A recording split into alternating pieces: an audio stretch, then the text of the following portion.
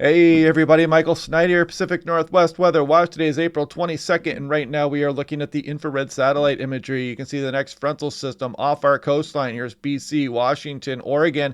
Cooler air behind that front will continue across the region Sunday, Monday, before we start to dry out Tuesday and then potentially warm up as we go through mid and later this week. We'll take a look at that extended forecast here in a moment.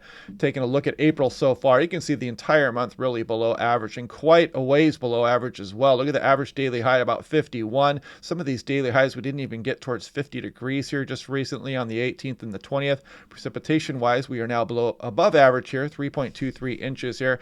And yeah, we're going to dry out here towards the end of the month and potentially warm up as well. More on that here in a moment. Here's an isolated thunderstorm chance for Sunday. This is Spokane National Weather Service here. Lightning, small hail, the main threat here. This threat will exist across eastern Oregon, Washington, and Idaho on Sunday. This is the 7-day outlook. Pendleton, Oregon, just kind of showing that warm up, potentially starting as we go on into Wednesday, Thursday, and Friday. More on that here in a moment. Let's just looking at what the composite reflectivity, the Doppler radar, may look like as we go through the day today. You can see that fairly weak frontal system moving through as we go through tonight into Sunday morning here. And then we get the cool, showery precipitation as we go through Sunday evening and on in through Monday morning here. Some mountain snows will occur. We'll take a look at that map next here. Now looking at the lightning density potential.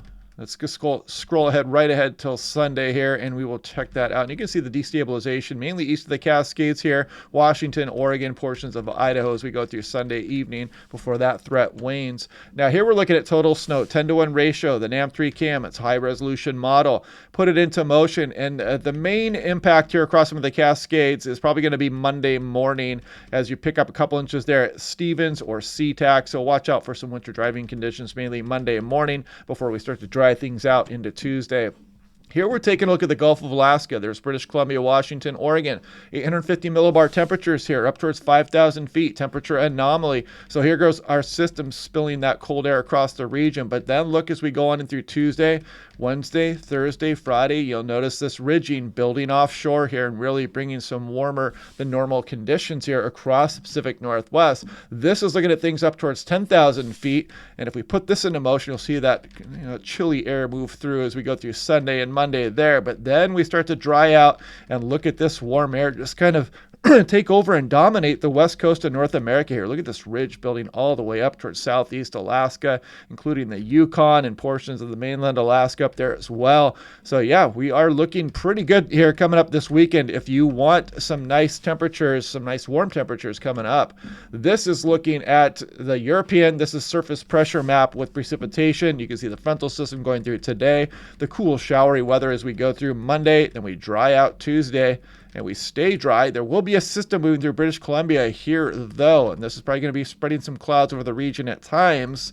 But mainly Vancouver south looks fairly dry there still Wednesday, going on into Thursday, Friday, Saturday, Sunday. Much of the Pacific Northwest looks like it's going to remain dry.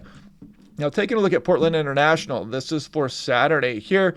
Temperature is up into the low 60s, and you can see that cooler upper level trough across the region. But by the time we get towards Tuesday, we start to bump back up towards maybe some 60s here. And then you can see the warmer temperatures as we go through Wednesday and Thursday.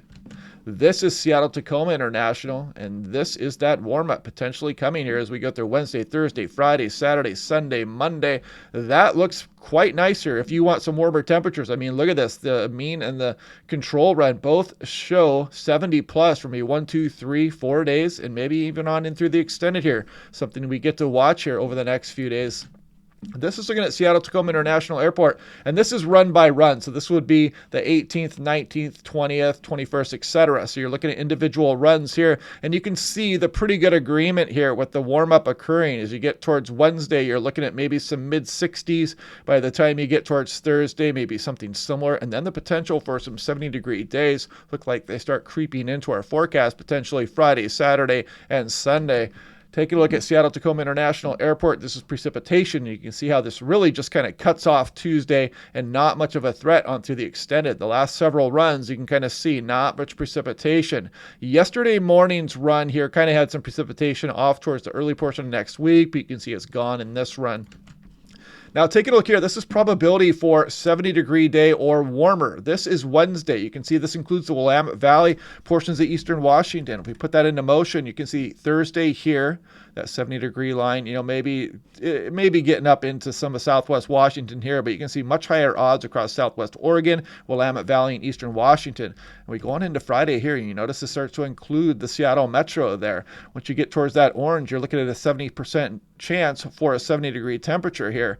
And we go on in through Saturday. Very nice. Up towards the Puget Sound, even southwest BC potentially. Go on in through Sunday here. Again, nice odds for some 70-degree weather headed our way towards the Pacific Northwest here. This is looking at 500 millibars, 18,000 feet. Here goes our system there. And then we start to build that ridge as we go through. The system kind of moving through here, though, on the day Wednesday. But then the ridge really gets established here as we go through Friday morning. This would be Saturday morning here, and you can see the ridge kind of hanging out here. So we do have that potential for some prolonged nice weather here across the Pacific Northwest, something we'll watch in more detail here over the next couple of days as well. Here's the 6 to 10 day temperature outlook. The West Coast is really highlighted there in the above average potential, and this is 8 to 14 day as well, includes much of the Pacific Northwest. And again, I've been mentioning this here, and we are not definitely, but almost certainly headed towards an El Nino as we go through fall and winter coming up here. You can see the probabilities getting up towards 90% by the time we get towards December. And if you guys need a nice affordable home weather station, this is the one to get. Save 10% off by clicking on the link below. It's all solar powered, no batteries. I'm testing 3 stations at my home right now, and they are extremely accurate. I highly recommend the station, and I'm a little bit jealous that I did not know about this one before. Now, if you want to take a look at this, average max temperature departure from average. Look at April 8th through April 21st. Look at this blue just infiltrating much of the West Cascades West here and much of the Pacific Northwest below average temperature. So it is definitely much cooler than normal. You are not imagining things. This is looking at more El Nino data here, and you can kind of see the climb. This is where we measure those conditions. Nino 3.4 across the Central Pacific. There's the Hawaiian Islands. There's Mexico and South America, Australia over here. So this is where we measure if it's La Nina or El Nino or neutral conditions. Right now we're in neutral. You can see that 0.1 Celsius line there, and you can see our climb out of La Nina towards these neutral conditions, and you can kind of see this trend. We are continuing upwards. This is the Europeans' forecast as of April 1st, and I mean just a really steep climb towards a moderate or strong El Nino is not out of the question here. So this is kind of what we're watching, something fun to watch here over the next few months. And really, we have we're almost certainly going to be warmer than we were this year here as we go on in through later winter and early spring next year in 2024. So you can really put high odds on that right now. And in El Nino years, we tend to be much warmer than normal here across all the Pacific Northwest. So maybe that's something to look forward to next year. You can get your garden planted a little bit earlier, for example, and maybe enjoy some nicer weather through the later portion of winter on in through early spring. But it's nothing's for sure, but definitely higher odds. Yeah, so here we go. Frontal system, cooler air. Then we're going to start to build that ridge as the system goes through BC on Wednesday. And then we're really going to build that ridge as we go through the later portion of the week here coming up. And yeah, so maybe some nice weather on our way.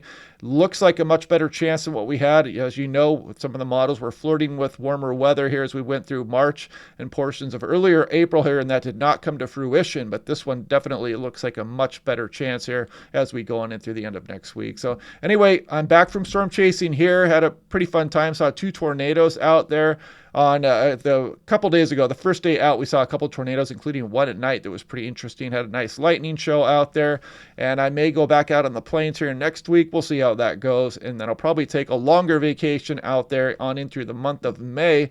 I might be out there for up to 3 weeks at a time, but if I do so, I'll still put out daily briefings for the Pacific Northwest, and yeah, so that's where we're at right now. So anyway, yeah, I hope you guys get a chance to get out and enjoy that warmer weather on its way, and it should be quite the first heat wave of the system, or warm wave anyway, is usually quite fun. So it'll be interesting to see everybody's reaction to finally some warmer weather coming here across the Pacific Northwest. But anyway, hope you guys are having a good day. One more system to go through, and then that warmer weather will come, and I will talk to you guys tomorrow.